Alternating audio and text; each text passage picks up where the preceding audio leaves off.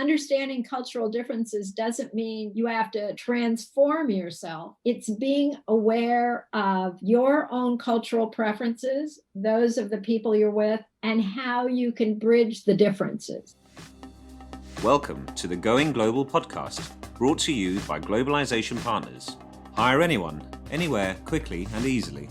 Use our AI-driven, automated, fully compliant global employer of record platform, powered by our in-house worldwide HR experts with 97% customer satisfaction ratings. Globalization Partners. Succeed faster. Hello everyone and welcome to another episode of Going Global, the podcast where leaders of high-growth companies tell us their own stories of going global and building global remote teams. I'm your host, Diego Mendiburu, and remember that you can find all episodes of this show on Spotify, Google, and Apple Podcasts. On today's show, we're going to interview Lanie Denslow, founder and principal at Worldwide's Intercultural Training and Resources. We will talk about how to build productive connections with colleagues, clients, and employees from around the world, especially now that we are communicating almost exclusively with tools such as Slack, Zoom, and LinkedIn. Lanie is a leading author, popular speaker, and advisor on how culture shapes business practices and business protocols around the world. Hello, Lanie, and welcome to our podcast. Hello, Diego. It's a pleasure to be here with you. Fantastic. Well, let's get into it. When we talk about working and doing business globally, we hear people say, hey, be mindful of cultural differences. But what does that mean? What exactly are those cultural differences that we must be aware of? Well, I'm happy you asked that we started here. So culture, in terms that we're considering it today, we're not talking about music and painting and food and fashion. We're talking about people's behavior. And really, culture is about shared practices, shared beliefs, common expectations about how people are going to do things, conduct their business, their lives. So we go back to culture, for me, is about those shared expectations. And when two people come together and they don't have the same expectations about how something's to be done, that's when you start to have some friction and some disconnect. So a simple thing as, what does it mean to be on time? If both people don't have the same understanding, you probably have had moments where there was a disconnect. Mm-hmm. And in that moment, our human reaction is the other person's wrong. If you don't do it, whatever it is, the way I think it's supposed to be done, then my reaction is you're wrong. It's a normal human reaction. And in that moment, it interferes with our being able to work smoothly together. So culture for me is really how people behave. There's a researcher who called it the software of the mind, because we're not aware of this. We just know how things are supposed to be. And of course, that changes from company to company, from organization to organization, but sometimes, and most of the times, from country to country, right? Right. And every one of us is our internal culture, our way we think things are supposed to be, is actually influenced by a number of things. First, where we live, where we were born, where we live now, our family, our religion, where we went to school, what companies we've worked for, whether we're a sales executive or a CPA. Culture comes in to us in many ways, and we internalize it, and then we have how we think the world is supposed to be. But I think one of the most important things always is about the country that's home for you. Of course. Why is it important to consider these cultural differences when working with colleagues, partners, and clients? It's expensive if you don't. So let me tell you two stories that illustrate what I mean by it's expensive. Please. First, let's talk about expensive in a dollars and cents way. And we'll talk about a big company, Walmart. And if you look at their list of countries they're in, which is extensive, you'll see that they're not in Germany, the biggest market in the EU. And part of that reason was cultural misunderstanding or cultural lack of awareness. They went into the German market as if they were going to operate the way they do in Los Angeles or Dallas. greet everybody at the door. When it came to the groceries, they bag your groceries for you. They have a little chat with you. Well, for the Germans, that just didn't work. Don't greet me. Don't smile at me. I don't know you. And don't touch my groceries when I have picked them out. They're mine now. And for that clerk trying to be nice, the German reaction was, why are you flirting with me? So, and people didn't like it. I went to the grocery store, I don't want to be flirted with, and they didn't go back. There were some other things going on, but culture was a big reason it cost Walmart $1 billion. Big money. But for most of us, we're not thinking about the big money. Where we see those cultural differences influence what happens is in day-to-day engagements. So let me tell you one more story. Please. About a pharmaceutical company that I did a program for. And getting ready for the program, we were talking about what was going to be the content. And they were in New Jersey in the US, but they were bringing team members from the UK, from France, from Poland, from Switzerland.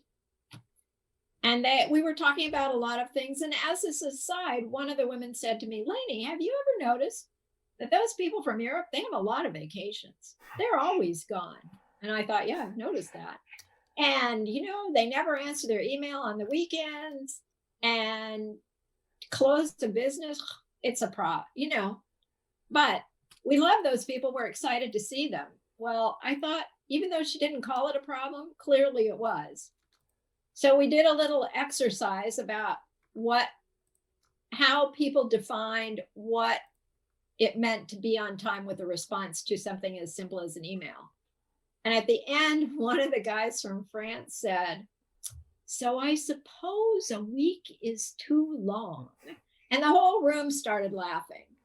And I thought, well, this is good, because if they're laughing, they hear the issue, they'll talk about it later, and they'll figure it out. And why was it important?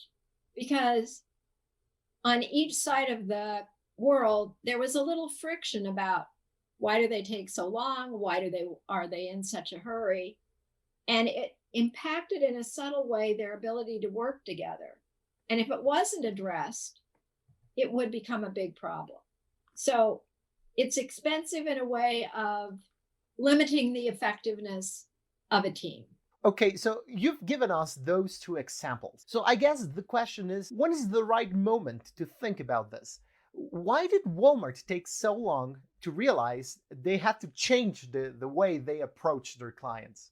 I think the right moment is always that the company makes cultural understanding a priority as they begin to enter a new market. And certainly, Walmart had done a good job in a lot of markets, but in that particular market, for whatever the reason, the team didn't prioritize the cultural details.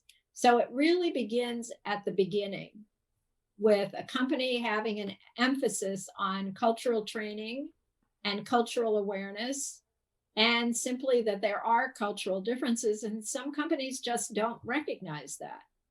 And so it begins at the beginning. The sooner the better, basically. The sooner the better. And it's easy for us to think it's just us weird Americans who don't get this stuff. But really, it's anytime there are people from two different backgrounds, can be two different companies, we see it being a problem in mergers in companies where they're different corporate cultures. So it's being aware of the issue at the very beginning. I was going to ask this later on, but now that you mentioned this, I guess it's something that starts at the top, right? I was wondering, some people say that organizations look a lot like their founders and leaders. Can a company thrive without having a leader that does not have this global mindset? I think we could probably look at Walmart thrives without, in one instance, having a global mindset, but it's always better. And those things start from the top of a team, the top of a company. And one of the issues in this sort of a side note, but one of the issues of building a global team is if you need people at the top who believe that a global team is important and they're going to add richness to their experience and support people and train people from all over the world. Well, of course, you have been advising companies for a long time, so you probably have a list of anecdotes of the most common cultural miscommunications that happen when entrepreneurs start doing business internationally. They don't expect it to be different. That's the biggest cultural limiting factor. I have a friend who used to run factories for IBM, Brazil, Switzerland, all over the world. And he said the problem with Americans, I'd like to think we aren't the only people who demonstrated this, is they would come to a new place and they would expect to do things the way they did at home. Business as usual, as you would say. Yeah, well, we used to say, you're not in Kansas anymore. Kansas, is a Midwestern state here. And that was the biggest problem that he saw, was that people, wherever they came from to a new market, expected it to be similar to what it was at home. And it's not. It's different. And if you can go with the idea of being curious about what's different, I think that's a big step, is to bring your own curiosity to ask the question, what's going to be different? And out of that, you can learn and not be surprised when it's different. And I think you've said this, but I want to emphasize it. It is not only business meetings. It is not only product localization. It's not only how you conduct your sales. It's everything, right? All the areas in a company. It touches everything. And one of the things that makes it particularly challenging for people, even for people who are really committed to understanding what the new culture they're entering is to find the balance between what you retain of your own culture and what becomes yours out of the new culture, and finding the way to bridge the differences without feeling as though you're giving up who you are. Because understanding cultural differences doesn't mean you have to transform yourself. It's being aware of your own cultural preferences, those of the people you're with, and how you can bridge the differences. And again, you've mentioned this, but many people out there would think, oh, maybe if I'm an American and I'm going to Asia or to Europe, it's obvious that I will face this differences. But no, we're talking about doing business globally. And the same goes for a Mexican doing business in the US, or someone from Spain doing business in Great Britain. It is truly a global market out there.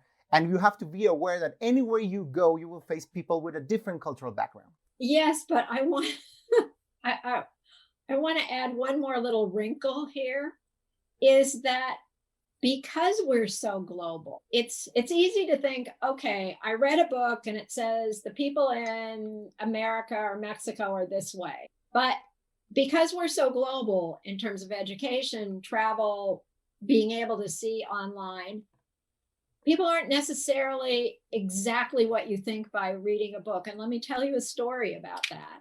So I have a colleague here who is in the tech world, and she's here, I'm here in Silicon Valley. So she had clients coming from Japan, important big clients. So we had a bunch of conversation about how to make them feel welcome. And one of the topics was where to take them for lunch. Do you find the best Japanese restaurant that you can find so they have food from home, even knowing it won't really be food from home, but it feels familiar? Do you take them to the hot new restaurant in Silicon Valley and show them what we think is the best?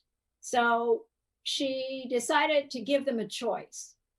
And she offered them, Japanese food, California food. And one of the guys said to her, what we would really like is some Mexican food, because we went to grad school at Stanford and that we can't get at home. So you have to be prepared for the people you're with to be global too. Expect the unexpected, right? Expect the unexpected. And that's why I come back to what I always think is one of the most important things you can bring to a new situation is be curious. Be curious, have the idea it might be different, and be curious about how that will show up. There's this tricky question, how can we be aware of these cultural differences of people from other countries, but without replicating common stereotypes? It's very common that when you're traveling, when you're a tourist and you want to go to a specific place, you do your research. And those websites sometimes do replicate some stereotypes. So I guess it can be a thin line, to be aware of these cultural differences, but at the same time, don't repeat stereotypes. Well, I think one thing that would help people is if they were first aware of their own culture. I think about American culture and things that are different but most people don't think about their culture. They just think about how we do things. And if you can be aware of your own culture, you can also see the differences. So, I always have a story.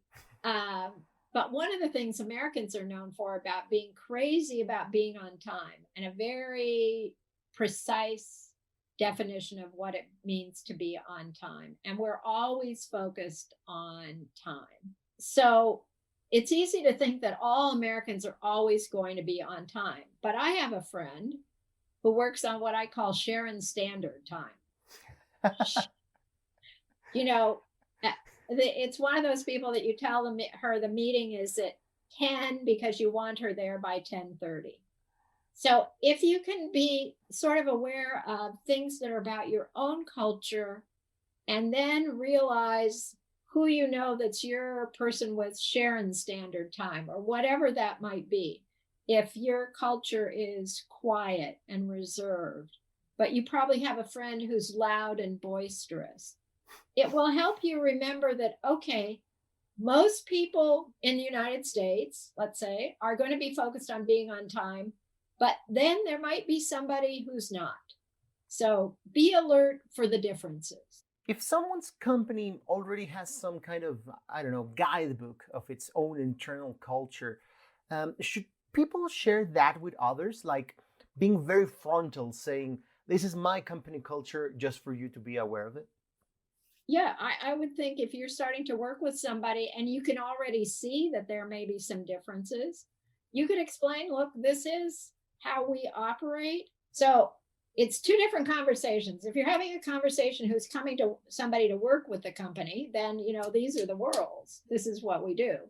If it's a company, somebody from a company that you're starting to be part of a network with, you're going to collaborate with, you can always frame it as, tell me what the rules are within your company, because I want to share with you what the rules are in ours so that we can make sure that we can work well together. So it's about sharing information so you can find ways to be comfortable together. At least that's how I would think about it. So if we were in a normal situation, I would ask you maybe for specific recommendations on how to conduct, for example, a business meeting in another country. But part of why we're talking today is because we're not living normal times. We're in the middle of a pandemic.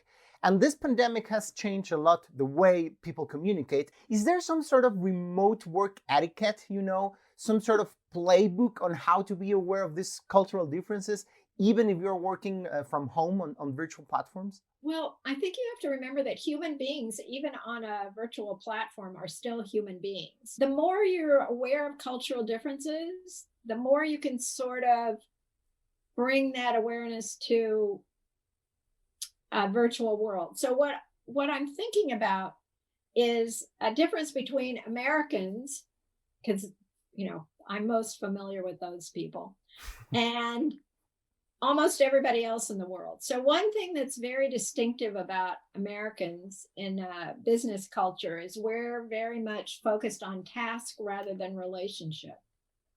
So even in an in-person meeting, we're about get on time, stick to the agenda, move through the list of things to talk about. And yet we know that people from around the world are much more comfortable building a relationship first, right? Getting to know each other. And so one of the things, when we're in a virtual platform, is how do we allow some time for that getting to know each other? When you're in an in-person meeting, often there's a few minutes conversation beforehand, or you can hang out for a few minutes afterwards and talk about how are the kids and how your favorite soccer team is doing. It's harder to do that in a virtual way. And it's important to find the way to have those moments where people can connect, to be aware that one of the things that's difficult for everybody in a Zoom or Teams or whatever platform you're talking about is this direct eye contact all the time. And for people from cultures where direct eye contact feels aggressive in in-person way, it can be crazy making on Zoom. It's exhausting for all of us because you don't have the normal look at the ceiling, look at the guy down at the other end of the table. You're just looking face to face. So some of it is you just need to bring your awareness of what the cultural differences are and see if you can watch for the clues that somebody's uncomfortable, allow some time for getting to know you time, things like that. It requires some thoughtful creativity, I'd say. Now, for everyone out there hearing this, they're probably already very excited and agree with everything you've said and are very aware of the relevance of the culture. But what should they do? Should they go outside and hire a cultural expert? Do they have to approach a specific consultant? What is the first step towards doing this and in a formal way inside your company or organization? Well, there are lots of consultants out there. There are companies who do this. There's some really great, I can't find the word right now, tools for assessing your own culture as in relationship to other cultures. I always suggest that people look at the work of interculturalist named Richard Lewis because it's easy to understand. There are lots of books out there. There's a fun book to read called The Accidental Nomad. It's about doing business in Asia when you bring an American mindset and how challenging it can be. There's no one answer. It depends on whether people are trying to learn some things independently or whether you're talking about a company who's going to contract with a consultant or a consulting company. There are lots of resources out there for people to find that can help them at whatever stage of exploration they're at. To add up to that, I mean, should a big global company have a specific person to be responsible for this strategy of being aware of the cultural differences? I mean, who should be that person responsible inside the organization of a company in case something goes wrong? Who to blame? So I'm laughing, of course, because I think, of course, there should be a specific person, but that's just not realistic. It often comes, this kind of training, cultural awareness training, diversity and inclusion training to get broader, often falls into staff development in whoever, maybe it's part of the HR. Sometimes it's driven by a sales team who's beginning to encounter other people and bring in a consultant to work with the sales team as they go broadly. It depends on the company and the structure, but the most important thing is that somebody at the top needs to believe it's important. And that's what it all flows from. You've given us some examples and shared some anecdotes on companies that they didn't do their homework well. But can you give us an example of a company or organization that was truly successful because they did have this cultural sensibility? You know what comes to mind for me is IKEA, whose founder said, the farther the new country is that we're going to enter is from us, the more work we need to do beforehand to understand the culture. And it's that kind of mindset that makes a difference. And that's how successful people look at it. And I think you can look around the world and see lots of interesting companies, big and small, who have been able to build a successful footprint. But sometimes they're small companies that we don't know a lot about, but they're the ones that are around for a long time. They take their time. You know, one of the important things is to take your time to get to know the place, to get to know the people. And one of the things we see successful companies do is bring staff from what is abroad, whether that's if your home country's in Paris or in Beijing or in LA, bring people from other parts of the world to the home office to see what it's like there. Somebody said, we talk about having offsite meetings to bring everybody together, but the most successful ones are the in-site meetings to bring people to the different offices so everybody can see each other. And that is a really creative way to get people to bond and connect and understand each other. No, and I would add probably that's a great way to create your own company culture with everyone inside the company involved, no matter where they are or where they live, right? Yeah, exactly. And if I come and see you in your office or you come visit me in my office, we're going to have a different understanding of how we work. And think about that when your office is 50 people, how many people you can touch just by being there for a couple of hours. It makes a difference. So we are reaching the end of the interview, but I have still a couple of more questions. What kind of businesses benefit the most from having a better understanding of the cultural differences of their potential clients and partners? Some people may think that some business may not need to be that aware because maybe their products and services don't need to adapt to specific markets.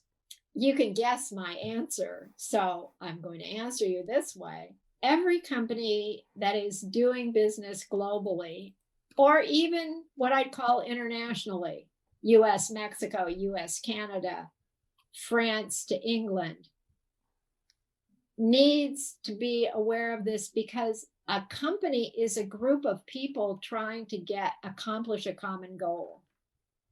And if you want people to be able to work together, they need to have some understanding of each other. So every company can benefit from this. I agree. You're not surprised to hear me say that. No, right? no. I mean, obviously, even more so in this moment, any business has to have global ambitions because, you know, your local market will eventually saturate. If you're really, really successful, you will saturate your own local market. So you have to look elsewhere, right? And your customers are, yeah, exactly what you're saying. Your customers are going to come from other places. So you've already mentioned some resources, but can you maybe give us a couple more resources for improving our international communications? Maybe some books, websites, webinars, things like that? Yes, I can actually. Well, I always go back to Richard Lewis, and I can send you a link so that you can share with people from your podcast. If people do a Google search for the Lewis model, dimensions of behavior, there's some really terrific books. There's a company called The Cultural Detective that does some really interesting work and has some interesting blogs and postings. There's a company called TMA Worldwide. And both of those companies are big companies that have lots of tools for assessing your culture, the culture of other people, helping you learn about your own culture as it compares to other people. Those are two companies that I think do really interesting work. So you can find them online. There's a podcast for American companies called The World, helping us look at the world more broadly. I told you I like the book, The Accidental Business Nomad. a very lighthearted but very insightful look at some of the challenges of entering a new market, written by a man who did the work. And then if you want, I can send you a list of books. Richard Lewis has books. There are lots of books. But of course, Lanie, a lot of people will want to reach you after hearing this conversation. So where people can find more about you and how you can help them be more conscious about the cultural differences when doing business globally. I actually should do a little marketing and tell you that there are 2 books of mine that people could read. One's called Working with Americans, the 2nd edition, and one's called Worldwise, What to Know Before You Go. And people can find me on LinkedIn. They can find me at Lanie@worldwiseonline.net.